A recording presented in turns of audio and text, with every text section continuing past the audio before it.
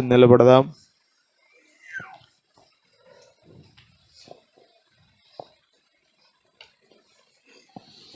దేవుని వాక్యాన్ని చదువుకుందాం. కీర్తనల గ్రంథం 133వ కీర్తన.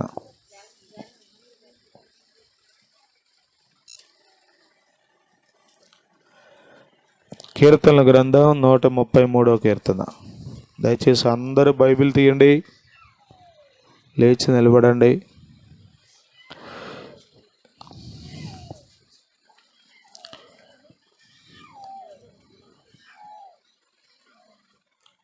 హేమంత్ చదువుతాడు, కలిసి అనుసరించి చదువుదాం.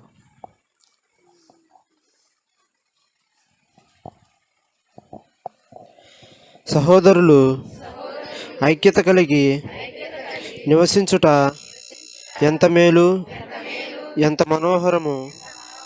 అది తల మీద పోయబడి అహరోను గడ్డము మీదుగా కారి అతని అంగీల అంచు వరకు దిగజారిన పరిమళ తైలము వలె నుండును. సియోను కొండల మీదకి దిగివచ్చు హెర్మోను మంచు వలె నుండును. ఆశీర్వాదమును శాశ్వత జీవమును అచ్చట నుండవలెనని యెహోవా సెలవిచ్చి ఉన్నాడు. ఆమేన్. చదవబడిన కీర్తన ప్రభు మన కొరకు దీవించును గాక. దయచేసి కూర్చోండి, కూర్చోండి.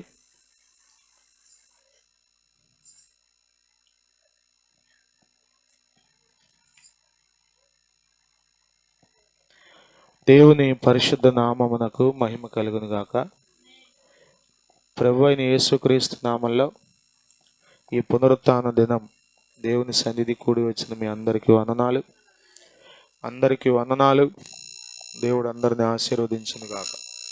హల్లెలూయా, హల్లెలూయా, హల్లెలూయా. 133వ కీర్తన మనందరికీ బాగా పరిచయం ఉన్న కీర్తనే.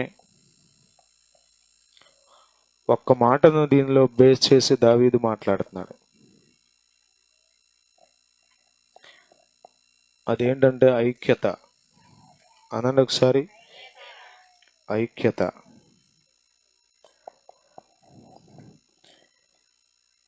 ఏ ఇంటిలో అయితే ఐక్యత ఉంటుందో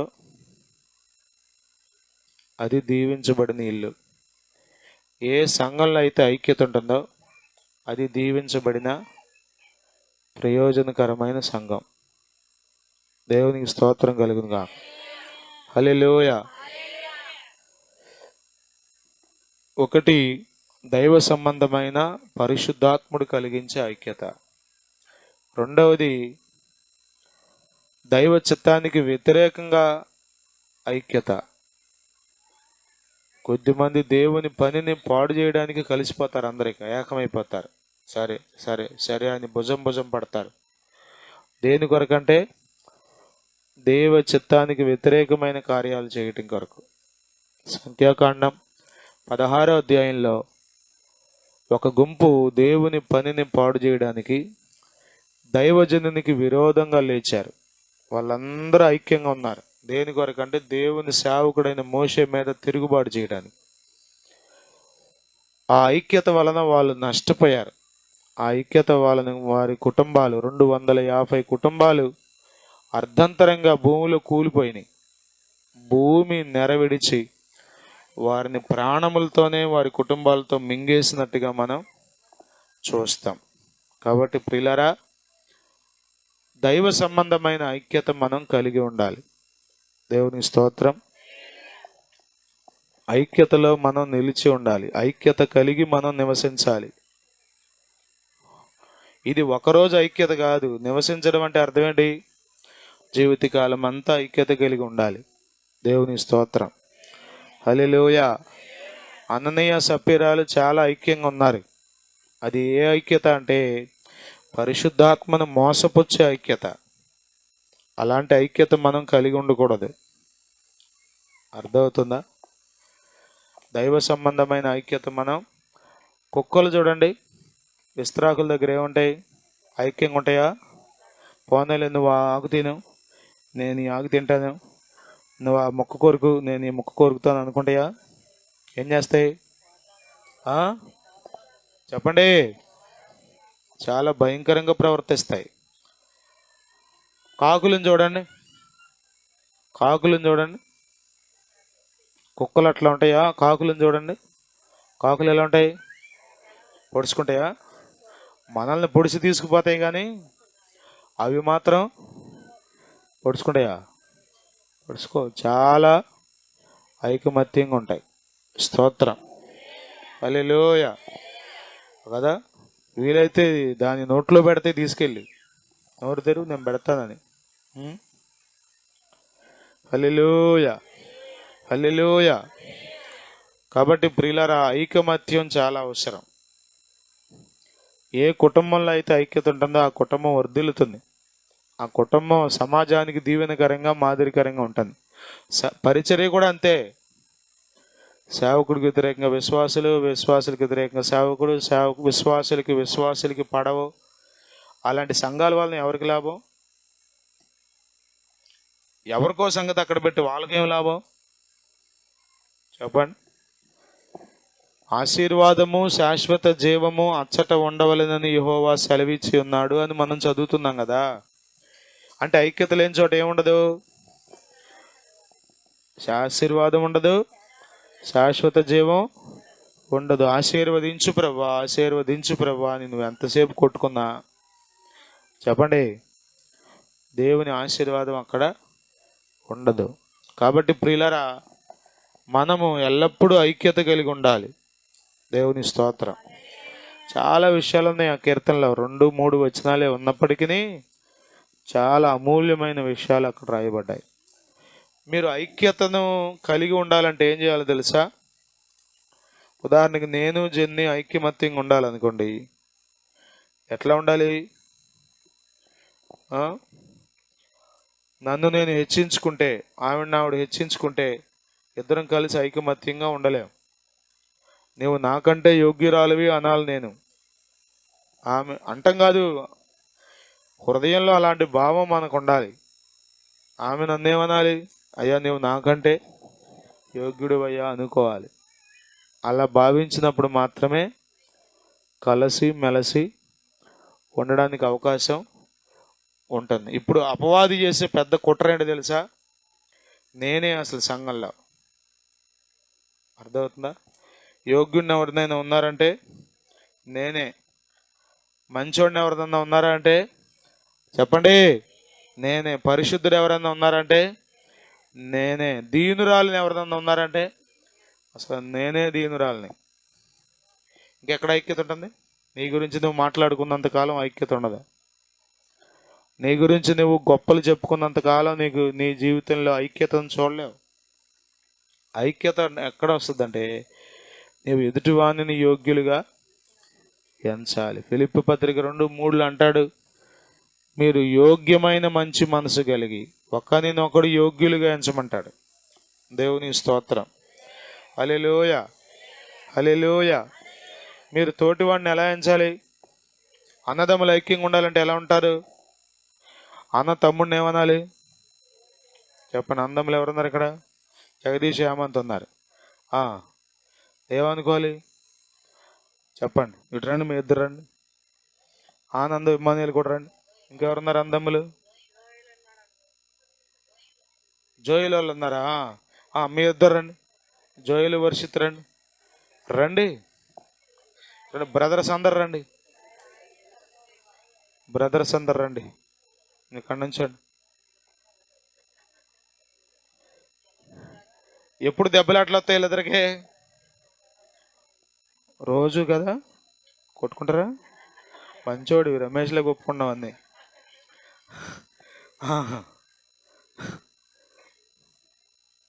ఎప్పుడు దెబ్బలాట్లు వస్తాయి? రండి, ఇటు రండి, రండి. మీరు ఎక్కడి నుంచండి, మీరు అక్కడ కనపడలే. మీరు పెద్దోళ్ళు ఇటు రండి. చండ్రా నాన్న పోటాడుకుంటారా? నిజం చెప్పండిలే. పెళ్ళయ్యాక లేదన్నయ్యా? అంతకుముందు ఉండేదంట. ఆ, ఆ, అసలు ఆ, ఆ? మీరిద్దరు అసలు ఎక్కువసేపు ఉంటారు కాబట్టి అసలు గొడవ లేదంటవా? ఆ, సరే వీళ్ళిద్దరం చెప్పండి. సహోదరులు ఐక్యత కలిగి నివసించుట ఎంత మేలు, ఎంత మనోహరం. ఐకమత్యం గురించి చిన్నప్పటి నుంచి ఎన్ని కథలో 4 ఆవులు కథ చెప్తారు కదా, 4 సహోదరులు కథ చెప్తారు. ఏం చేశాడు ఆయన? ఒక్కొక్క పుల్ల 20 మన్నాడంట. తర్వాత 4 పుల్లలు కలిపి కట్టకట్టి 20 అంటే 4 అందములు పోటాడుకుంటున్నారంట. అప్పుడు వాళ్ళకి చెప్పాడు. సరే, ఇక్కడ నేను జ్ఞాపకం చేసేది ఏంటంటే ఐక్యత ఎప్పుడు వస్తుందంటే, చెప్పండి, జోయిలు ఏమనుకోవాలి వర్షిత్ని? మా అన్నయ్య నాకంటే మంచోడు అనుకోవాలి. చెప్పు. నాకంటే మంచోడు. నువ్వేం చెప్పాలి? మా తమ్ముడు నాలాగే యోగ్యుడు. అలాగే అంటమ్మో. నేను చెప్పమంది నువ్వు చెప్పింది నేను రా. రైట్, నీలాగే యోగ్యుడు. రైట్, నాకంటే మంచోడు. అప్పుడు ఏం జరుగుద్ది? ఏం జరుగుద్ది అప్పుడు? కొడతావు మీ తమ్ముడినప్పుడు? నువ్వు కొడతావు మీ అన్నయ్యనప్పుడు? కొట్టాము. ఇక అప్పుడు కొట్టాం. అర్థమైందా? ఐక్యత ఎలా వస్తుందంటే ఇదే. సంఘంలో కూడా అంతే. మీ పక్కన వాళ్ళని మీరు ఎలా చూడాలో తెలుసా? ఇదేంటి నా పక్క వచ్చి కూర్చుంది అనుకోకూడదు. ఇక అయిపోయిందంటే. ఇదేంటి నా పక్క వచ్చి కూర్చుందంటే అర్థం ఏంటి? యేసు రక్తమే. లోపలికి నేను ఎక్కడ వెళ్ళినాక. కాబట్టి ఐక్యత చాలా అవసరం. హల్లెలూయా, హల్లెలూయా, హల్లెలూయా. పెద్దలు ఏం చెప్పారంటే మనకు అట్లా నేర్పారు. ప్రభు వాళ్ళు ఏరు నీ తోడేరి?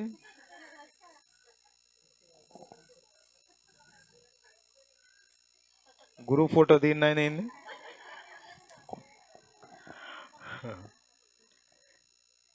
ఇంకో అన్న తమ్ముడు ఉంటే బాగుండేది మరి వ్యవహారం. రైట్.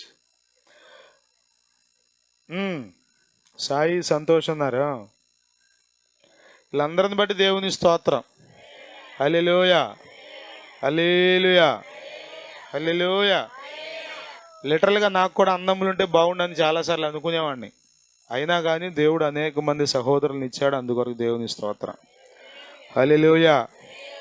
నిజంగా నా సొంత తమ్ముడు వలె భావించే వాళ్ళు ఉన్నారు. నా సొంత సహోదరుల వల్లే నేను అనేక మందిని భావిస్తాను. ఈ ఈ ఈ ఈ ఎఫెక్షన్ అనేది మనం ఎట్లా వస్తుంది అంటే ఈ అభిప్రాయం మనలో వస్తేనే వస్తుంది. అర్థమవుతుందా? మొన్న ఒక చోటుకి వెళ్ళాం, మీటింగ్కి వెళ్తే పాస్ట్ గారు చెప్తున్నారు. ఆయన వాళ్ళ నాన్నగారు పాస్ట్ గారే, వాళ్ళ పెద్దనాన్నగారు, వాళ్ళు చనిపోయేంత వరకు అంటే ఒకే మంచంలో పడుకునే వాళ్ళంటే 2 అన్నదమ్ములు. వాళ్ళిద్దరూ కలిసి ఉన్నారంటే అర్థం ఏంటో తెలుసా? ఆ తోటికోడలు ఇద్దరు మంచోళ్ళు అని అర్థం. ఇంకా లోపలికి వెళ్ళట్లా నేను. అర్థమవుతుందా? వాళ్ళిద్దరూ కలిసిమెలిసి ఒకే మంచం మీద కూర్చొని ఒకే కంచంలో తిని ఒకే మంచంలో పడుకున్నారంటే చనిపోయేంత వరకు ఆయన చెప్పిన సాక్ష్యం మైక్లో చెప్పాడు, లైవ్లో. అర్థం ఏంటి చెప్పండి? ఇద్దరు తోటికోడళ్ళు చెప్పండి, దైవ భయం కలిగిన వాళ్ళు. దేవుని స్తోత్రం. హల్లెలూయా, హల్లెలూయా. మీరు ఐక్యతతో ఉంటే ఏం జరుగుద్ది?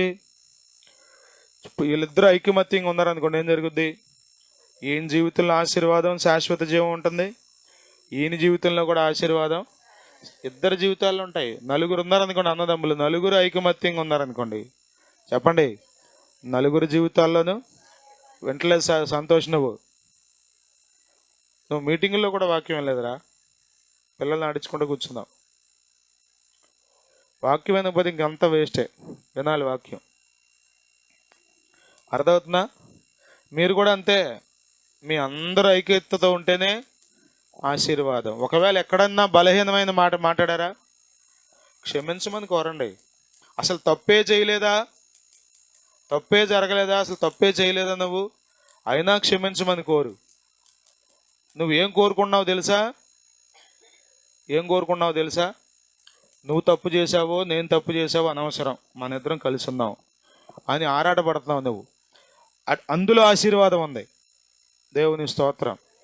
తప్పు నువ్వు చేసావా, తప్పు నేను చేశానా అనేది అనవసరం, కానీ మన ఇద్దరి మధ్యలో ఉండే ఐక్యత మాత్రం నిలిచి ఉండాలి. నేను నిన్నంటం కాదు, నువ్వు నన్ను అంటం కాదు, మన ఇద్దరం కలిసి ఉంటే నాకు ఆశీర్వాదం, నీకు ఆశీర్వాదం అని వాక్యాన్ని ప్రేమించే వ్యక్తులు అలా ఉంటారు. దేవుని స్తోత్రం. హల్లెలూయా, హల్లెలూయా, హల్లెలూయా. అర్థమవుతుందా మీకు? ఐక్యత ఉన్న చోట ఆశీర్వాదం ఉంటుంది. స్తోత్రం. చిన్న చిన్న మనస్పర్ధలు ఉండవా? నన్ను తోసే మాకరా.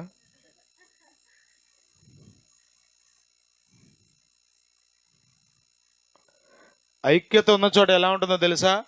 మనస్పర్ధలు ఉండవా, సమస్యలు ఉండవా, అభిప్రాయ భేదాలు ఉండవా, రకరకాల ఆలోచనలు వస్తాయి. కానీ మనకి ఏమి శ్రద్ధ ఉండాలో తెలుసా? ఎన్నన్నా రాని, కానీ మేమిద్దరం కలిసి ఉండాలి. స్తోత్రం. హల్లెలూయా, హల్లెలూయా.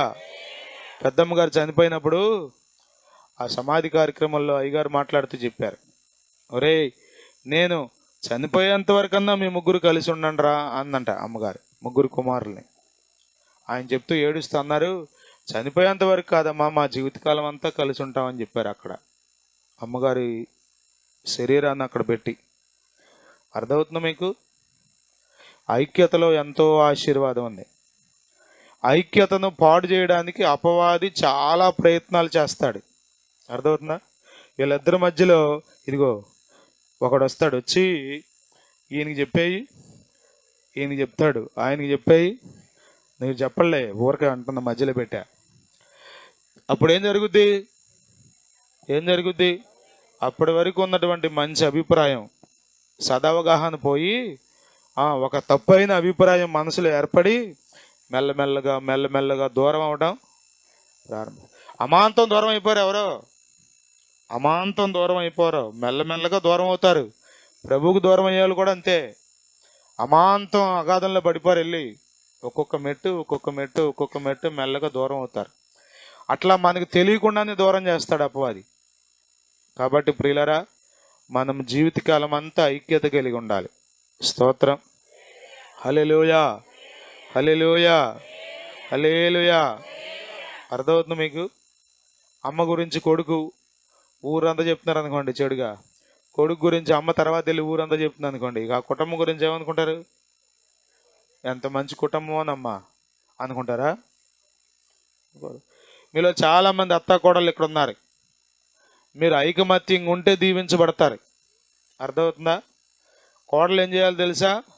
మా అత్తగారు మా అమ్మ లాంటి వయసు పెద్ద వయసు ఉన్న మనిషి, ఆమెతో ఆమె ఎన్నన్నా పర్లా నేను పడతాను అనుకోవాలి. దేవుని స్తోత్రం. నీకేముండాలి? ఆమెతో కలిసి కొద్దిమంది అసలు పెళ్ళి అవటమే మొట్టమొదటి పాయింట్ ఏంటి తెలుసా? అసలు పెళ్లి చూపుల్లోనే మొట్టమొదటి కండిషన్ పెళ్ళి అవటమే. మాట్లాడరు అసలు. ఎంత అమాయకులో మీరు, అసలు ఎంత అమాయకులో మీరు చెప్పండి. పెళ్ళి అవటమే మీరు మీ అమ్మతో నేను కలిసి పెళ్లి చేసుకుంటా అంటే ముందు ఇది కండిషన్. మరి ఎవరితో ఉంటా? తెంగర బుచ్చులతో ఉంటామండి. సమస్యలు ఎవరికి లేవు? యేసు ప్రభు కంటే పరిశుద్ధులు ఎవరన్నా ఉన్నారా? చెప్పండి. శ్రమలు పడలేదు ఆయన? మరి ఎందుకు ఉండవు శ్రమలు? మాటలు పడరా మీరు? నిందలు పడరా? కష్టాలు పడరా? యేసు ప్రభు కంటే నీతిమంతులండి మీరు. మరి ఎందుకు పడరు? అది దుష్టుడు కలగజేసే స్వభావం, అది గుర్తుపెట్టుకోండి. వేరుగా ఉండాలనుకునేది దుష్ట స్వభావం. 18వ అధ్యాయం సామెతల గ్రంథం 1వ వచనం చదవండి. గాడ్ బ్లెస్ యూ నాన్న. మీరందరూ ఐకమత్యంగా ఉండండి. ఉంటారా? God bless you. దేవుడు మిమ్మల్ని దీవించును గాక. కూర్చోండి. వేరుండగోరువాడు, వేరు ఉండగోరువాడు అన్నాను ఒకసారి. వేరుండగోరువాడు, స్వేచ్ఛానుసారముగా నడుచువాడు, అట్టివాడు లెసైన జ్ఞానానికి విరోధి. అత్తకి వేరుండగోరువాడు. చెప్పండమ్మా, మాట్లాడలే మీరు. అసలు అబ్బే, మీరు ఎన్నన్నా చెప్పండి అయ్యగారు, అక్కడికి మాత్రం రామాకండి మీరు. మరి ఎక్కడికి రావాలి? రోగం ఎక్కడుంటే అక్కడికి రావాలి డాక్టర్ గారు. అర్థమవుతుందా?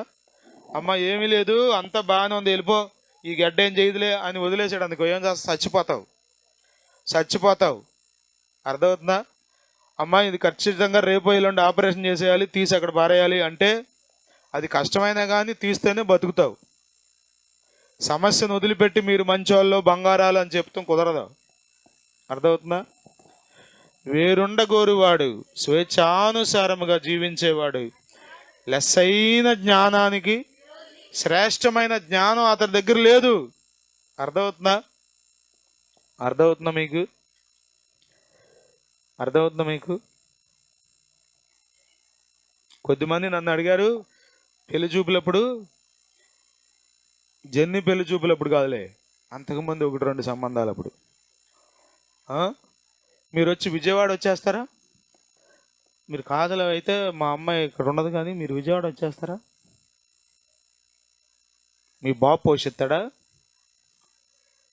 ఈ సేవ ఎవడు చేస్తాడు చెప్పండి? కొద్దిమందికి ఎన్ని కోరికలో అసలు కొద్దిమంది చెప్పండి, తల్లిదండ్రులు ముందే ప్లాన్. ఎందుకు వచ్చింది గోళ? ఉండకాడి నుంచి ఏదో కీచులాట ఉంటుంది, అసలు దూరం ముందే పెట్టేద్దామని. అసలు కీచులాటలొద్దు, ఏమొద్దు, మరి ఎట్లా ఉండాలి? హాయిగా బ్రతకాలని. చెప్పండి, హాయిగా బతుకుతున్నారా? ఆడెవడో చెప్పాడు పనికి మాలిన సామెత, ఏని? అత్త లేని కోడలు, కోడలు లేని అత్త. తెలియదు మీకు సామెతలో? ఏంటి? ఆడు పనికి మాలినోడు చెప్పింది అది. అర్థమవుతుందా? నయోమిని బట్టి రూతు దీవించబడింది, రూతుని బట్టి నయోమి దీవించబడింది. రూతుని బట్టి నయోమికి ఘనత వచ్చింది, నయోమిని బట్టి రూతుకు గొప్ప భవిష్యత్తు వచ్చింది. దేవుని స్తోత్రం. హల్లెలూయా, హల్లెలూయా. అత్త కోడలు ఒకసారి లేచి నిలబడండి. ఇక్కడ రావద్దులే కానీ, మిమ్మల్ని ఏం అనంలే, లేచి నిలబడండి. మన దగ్గర ఉన్న అత్త కోడలు లేచి నిలబడండి. మీరు నిలబడండి అమ్మా. ఇంకెవరు లేరా? ఎందుకు నిలబడాలని మీకు కదా, లేకపోతే లెగలేమనా? లేవండి. ఇంకెవరు లేరా?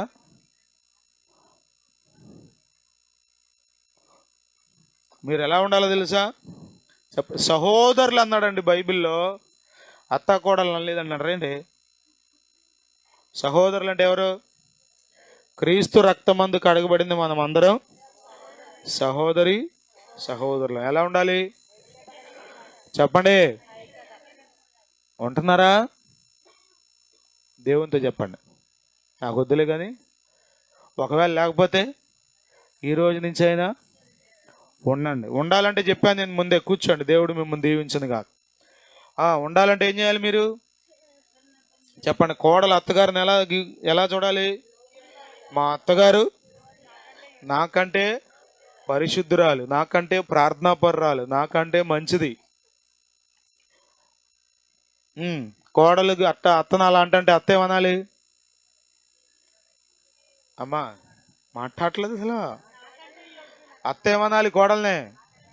అమ్మా నువ్వు చిన్నదానివే కావచ్చు వయసులో, నువ్వు ఎక్కడి నుంచో రావచ్చు, కానీ నిన్ను చూసి బోళ్ళని నేర్చుకున్నానమ్మా, నువ్వు నాకంటే అంటారా? సచ్చినా అనరు. కూతురుని అంటారు కానీ యేసు రక్తమే జయం. మీరు అంటే దీవించబడ్డట్టే.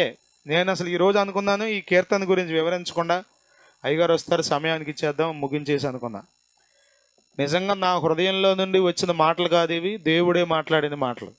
ఈ పూట నేను ఈ కీర్తన వివరించాలని మనసులో అనుకొల నిలబడింది కూడా వివరించకూడదనే, ఎందుకంటే సమయం లేదని. కానీ ఎందుకో పరిశుద్ధాత్ముడు జ్ఞాపకం చేస్తున్నాడు, మీరు ఐకమత్యంగా ఉండండి. స్తోత్రం. హల్లెలూయా, హల్లెలూయా. ఎక్కడైనా మీరు పొరపాటు అభిప్రాయం కలిగి ఉంటే అది అపవాది కలుగజేసింది, గుర్తుపెట్టుకోండి. ఎవరికి లేవు బలహీనతలు అసలు? నేను తెల్లబట్టలు వేసుకుని వాక్యం బోధించినంత మాత్రాన్ని పరిపూర్ణ అనుకున్నారా? నాకు లేవు బలహీనతలు, మీకు లేవు బలహీనతలు. మీరు ఎదుటి వ్యక్తిలో ఉన్న తప్పులు చూసినంత కాలం అతనితో ఐక్యంగా ఉండలేరు. మీరు కోడలు కనబడటమే మీకు తప్పు కనబడింది అనుకోండి, అత్త కనబడటమే మీకు లోపం కనబడింది అనుకోండి, ఇంకేం ప్రేమిస్తాను, ఇంకేం ఐకమత్యంగా ఉంటావు? ఉండగలవా? చెప్పండి. ఉండలే. అర్థమవుతుందా? జనాలను చూసి సీరియల్ తెస్తున్నాడు, సీరియల్ చూసి జనాలట తయారయ్యారు. కానీ అన్ని సినిమాలు, అన్ని సీరియళ్ళు వాళ్ళ మీదేగా. ఇంకేమైనా ఉన్నాయా? ఏమీ లేవు.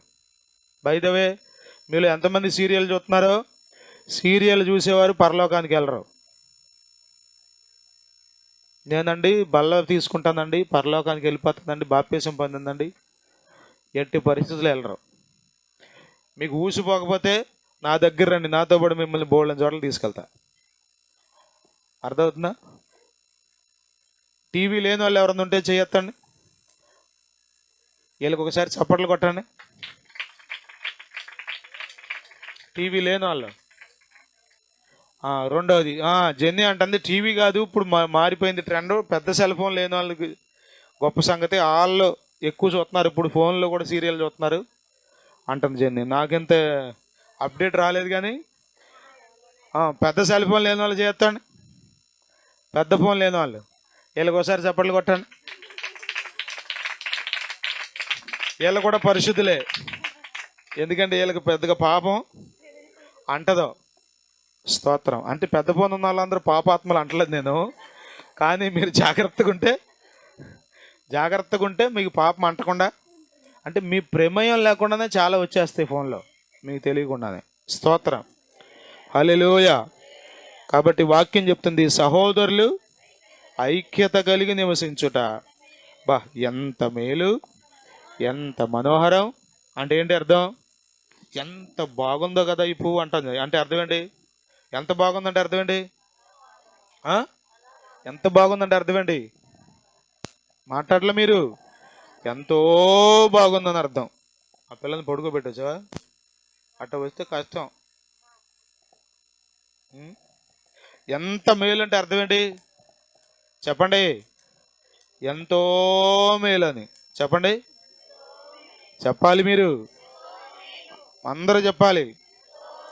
ఎంతో మేలు. ఎప్పుడు చెప్పండి? ఎప్పుడు?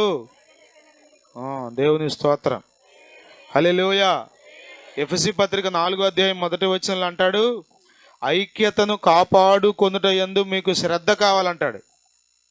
కొద్దిమందికి అందం కాపాడుకోవడంలో యేసు రక్తమే జయం. జుట్టుకేస్తారు కొద్దిమంది ఏసి ఏసి ఏసి ఏసి కదా. ఇర్మియా గారాలను అడగండి, బ్రష్లన్నీ అయ్యే, రుద్ది ఏళ్ళకయ్యి, ఆళ్ళకయ్యి, ముఖానికయ్యి, మూతికయ్యి. యేసు రక్తమే జయం. శ్రద్ధ. అరగంట అయినా కూర్చుంటారు అంతే. చెప్పండి, ఇంటికి వెళ్ళి ఒక అరగంట ఆరబెట్టుకోమంటే ఆరబెట్టుకుని అప్పుడు వెళ్ళి స్నానం చేస్తారు. దేని గురించి శ్రద్ధ? అందము కాపాడుకొనుటలో శ్రద్ధ. కానీ పరిశుద్ధాత్ముడు చెప్పాడు అక్కడ, దేనిలో శ్రద్ధ ఉండాలంట మీకు చెప్పాలి. ఐక్యతను కాపాడుకునే విషయంలో మీకు ఏముండాలి? శ్రద్ధ ఉండాలి. అందం ఏముంది చెప్పండి? అందము మాయా అని రోజు పాడుకోండి. మీరు యవనస్తులు ఉన్నారే, వాళ్ళకి అందమే. ఈ మగవాళ్ళకు కూడా బ్యూటీ పార్లర్లు వచ్చినాయి ఇప్పుడు. వాళ్ళ తిప్పలు అంతా ఇంత కాదు. అర్థమవుతుందా? మా స్కూల్లో ఒకడు 4వ తరగతి పిల్లోడు ఇది కోసుకొచ్చాడు, ఇదిట ఘాటెట్టాడు, ఇదిట ఘాటెట్టాడు. పొట్ట కోతే అక్ష ముక్క లేదు ఆడికి. ఇక్కడ ఘాటెట్టాడు. మీకు కూడా ఉండే ఉంటారు సో, కానీ ఈ తిప్పలో ఆడపిల్లలతో నీకు మగం రెండు మేళాలు. ఒరే ఏంట్రా అన్నా నేను ఇది ఇది ఇది కొద్దిమందికి అసలు వీటి మీద ఎంత తిప్పలో ఐబ్రోస్ అంట. అమ్మో ఇది చేసి అది చేసి ఇది చేసి. యేసు రక్తమే ఇది క్షయమైపోయే శరీరం. మన్నైపోవును ఈ శరీరం. హల్లెలూయా హల్లెలూయా హల్లెలూయా. సమాధి పెట్టిలో కూడా ఎత్తే బాగుండే ఎవడన్నా లోపలికి వెళ్ళి వారం వారం లోపలికి వెళ్ళి, అమ్మా నీకు రంగు ఎత్తానమ్మా, చచ్చిపోయినా నిన్ను వదిలిపెట్టనమ్మా, నీ జుట్టు తెల్లబడిపోయిందమ్మా, ఎత్తాడు ఎవడన్నా? చెప్పండి. ఎందుకు అసలు అవసరం? అర్థమవుతుందా? అర్థమవుతుందా మీకు? ఐక్యతను కాపాడుకునే విషయంలో మీకు శ్రద్ధ ఉండాలి. శ్రద్ధ అంటే అర్థం ఏంటి? దాని మీద ధ్యాస. ఎట్లా కాపాడుకోవాలి? మా అత్తకు బాధ కలిగించానా? అయ్యో నేను ఎలా ఐక్యతగా ఉండాలి? ఏం చేస్తే మా అత్త బాధపోయి సంతోషంగా ఉంటుంది? ఏం చేస్తే నా సహోదరుడు బాధపోయి సంతోషంగా ఉంటాడు? దీని విషయంలో మీకు ఏముండాలి చెప్పండి? శ్రద్ధ ఉండాలి. అప్పుడు అది ఎంతో మేలు, ఎంతో మనోహరం. ఆమేన్ హల్లెలూయా. మన కుటుంబాలన్నీ ఐక్యతకు మారుపేరుగా ఉండునుగాక. మన సంఘాల్లో బిడ్డలందరూ ఐక్యత కలిగి ఉందురుగాక. హల్లెలూయా హల్లెలూయా. ప్రభు బల్లారాధన అయిన తర్వాత పెద్దోళ్ళు అట్లా చేర్పారు కదా, ఒకరితో ఒకరు వందనాలు చెప్పుకోవడం, ఒకరినొకరు కౌగులించుకుని, స్త్రీలకు స్త్రీలు పురుషులకు పురుషులు ముద్దు పెట్టుకోవడం. అంటే అర్థం ఏంటి చెప్పండి? పెట్టుకున్నారా? కొద్దిమంది కంగారు 12ంటికి వదిలిపెట్టినా భోజనానికి కంగారే, 2ంటికి వదిలిపెట్టినా భోజనానికి కంగారే, రాత్రి 10ంటికి భోజనానికి వదిలిపెట్టిన కంగారే, 12ంటికి కూడా అదే కంగారే. అయ్యగారు తోసేస్తున్నారండి, మా వల్ల కావట్లేదండి భోజనం పెడతామని గోల. కంగారు ఎందుకో మరి నాకు తెలియదు. అట్లా మనం ఉండడానికి వీలేదు. అర్థమవుతుందా? మీరు అందరితో ఐక్యంగా ఉండండి. దేవుని స్తోత్రం. వాక్యాన్ని గౌరవించి మీరు అమలు చేయండి. దేవుడు మీ జీవితంలో ఎలాంటి ఆశీర్వాదాలు ఇస్తాడో చూడండి. శరీర రీతిగా అది కష్టంగా ఉన్నా, చూసేవాళ్ళకి అది ఎగతాళిగా అనిపించినా మీరు గౌరవించి చూడండి. దేవుని స్తోత్రం. హల్లెలూయా హల్లెలూయా హల్లెలూయా. అర్థమవుతుందా మీకు? మరలా చెప్తున్నా, చిన్న చిన్న సమస్యలు ఉండవా? మనస్పర్ధలు ఉండవా? సమస్యలు ఉంటాయి, కానీ వాటిని పెద్ద చేసుకోమహండి. ఐక్యతను కాపాడుకోండి, ఐక్యత కలిగి జీవించండి. స్తోత్రం. హల్లెలూయా హల్లెలూయా. సహోదరులు ఐక్యత కలిగి నివసించుట ఎంత మేలు, ఎంత అంత ఫీల్ అయిపోమాకండి కదా. మీ అక్కా చెల్లెలు ఉన్నారా? ఆస్తుల గురించి కంగారు పడిపోమండి. ఎక్కువ వచ్చినా తీసుకొనియండి, పర్లా, దేవుడు మిమ్మల్ని దీవిస్తే అంతకంటే ఎక్కువ ఇస్తాడు. హల్లెలూయా హల్లెలూయా. అర్థమవుతుంది మీకు? చాలా మందికి ఇదే కూడా, ఆస్తుల దగ్గర పోతే ఇక ఐకమత్యం. అప్పుడు దాకా బాగానే ఉంటారు, కానీ ఇక వాటాలు పంచమన్నప్పుడు ఇక మొహాలు మాడిపోతాయి అంతే. అలా ఉండకూడదు, అలా ఉండకూడదు. పోతే పోయిందిలే. అసలు అంతా లెక్కకి ఇప్పుడు మా 3 పిల్లలు ఉంటారు, ఇక అసలు వాళ్ళకి 3కి కొనాలి ఒకేసారి డ్రెస్. ఒకవేళ ఒకడికి పొరపాటున ఒకడికి కొని ఇలా కొనకపోతే చెప్పండి, ఇక భజన చేయుచు అని పాడతారు, ఇక మొదలెడతారు. ఇక ఏం నాకు కొనవా? నీకు వాళ్ళంటే ఇష్టమే లేదు, నాకు నేనంటే ఎందుకు ఇష్టం ఉంది? ఫస్ట్ నుంచి నేను చూస్తున్నాగా. ఏం చూశాడు వీడు, ముడ్డిగడికి కూడా రాదు వీడికి, వీడంటే చూశాడంట, చెప్తాడు మాటలు. ఇప్పుడు అట్లా ఉన్న పరిస్థితి. నాకు తెలిసి నేను ధైర్యంగా చెప్పగలను దేవుని సందులో నిలబడి, నా చిన్నప్పటి నుంచి మా అక్కలకి ఇది కొన్నావు నాకు ఇది కొనలేదని, లేకపోతే మా తమ్ముడికి ఇది కొన్నావు నాకు కొనలేదని మా అక్కలు ఏడ్చిన సందర్భాలు మా ఇంట్లో నేను చూడాల. దేవుని మహాకృపను బట్టి నేను ధైర్యంగా మాట చెప్పగలను. ఒకరికి తింటంటే ఇగో నాకు 4 ముక్కలు వేసావు, నాకేంటి ఒకటే వేసావు అని ఏడ్చిన సందర్భాలు, బాధపడిన సందర్భాలు, అసూయపడిన సందర్భాలు నాకు తెలియదు. ఇప్పటి వరకు నాకు తెలియదు. మరి దేవుని మహాకృప, మా తల్లిదండ్రులు పెద్దగా చదువుకోవాలా, 5, 6 అంటే చెప్తారు వాళ్ళు, కానీ దేవుని ప్రేమను బట్టి మమ్మల్ని అలా పెంచారు. ఒకళ్ళు బాధపడితే ఇంకొకళ్ళు ఏడిసే వాళ్ళమే తప్ప దానికి అట్టా జరగాల్సిందే అనే పరిస్థితి మా ఇంట్లో లేదు. మీ ఇంట్లో కూడా అలాగే ఉండాలని కోరుకున్నా, మన సంఘాల్లో కూడా అలా ఉండాలని కోరుకున్నా. మీలో ఎవరికైనా, మన విశ్వాసాలు ఎవరికైనా బాధ కలిగితే, మీలో ఎవరైనా హృదయంలో ఆనందిస్తున్నారంటే మీలో దుష్టుడు ఉన్నాడని గుర్తుపెట్టుకోండి, మీలో అపవాది ఉన్నాడని గుర్తుపెట్టుకోండి. అయ్యో ప్రభు, నా బిడ్డయ్యా, నా సహోదరి నాయన నాతో కలిసి మందిరానికి వస్తుంది ప్రభా, ఎంత బాధ వచ్చిందయ్యా, కృపచూపయ్యా. కనీసం కన్నీరు కార్చలేకపోయినా బాధపడాలి, ప్రార్థన చేయాలనే మనసు మీలోకి వస్తే మీరు ఐక్యతలో ఉన్నట్టు, పరిశుద్ధాత్మ శక్తి మీలో ఉన్నట్టు గుర్తుపెట్టుకోండి. అలా కాకుండా జరగాల్సిందే, దీనికి జరగాలి, ఎప్పటి నుంచో చూస్తున్నాం ఎప్పుడు జరుగుద్దా అని. మొత్తానికి దేవుడు ఉన్నాడంట. ఎప్పుడు? అమ్మో, దానికి జరిగినప్పుడు అంటే ఈవిడికి అర్థమైంది దేవుడు ఉన్నాడనంట. ఎంత ఘోరం! ఈ దుష్టబుద్ధి మనలో నుండి పరిశుద్ధాత్ముడు తొలగించి వేయింది గాక. హల్లెలూయా, హల్లెలూయా. మిక్కటమైన ప్రేమ కలిగి, ఐక్యతను కలిగి జీవిద్దాం. ఇది దేవుని రాజ్యం. దేవుని రాజ్యం అంటే ఎక్కడో వచ్చేది కాదు, ఇక్కడే మనం అనుభవించాలి. భూమి మీద మీరు పరలోక ఆనందాన్ని అనుభవించాలి. ఆమేన్.